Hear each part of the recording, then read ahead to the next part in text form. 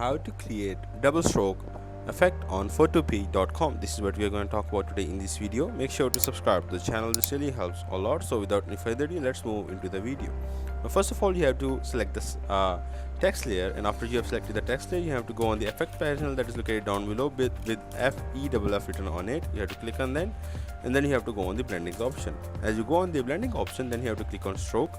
Now over here you have to select the stroke and select the stroke color and set it as bigger as you want. Let's say I am setting it as size 6 and it is on the outside, center or inside. By selecting one, I have to then click it OK, and it will select one, and after I want to select another, then I have to go again on the stroke panel and then I can select another. This is how you can create double stroke effect. This is all from the video. Make sure to subscribe to the channel. If you have any question, put it down in the comment section. Also don't forget to hit the like button. Thank you.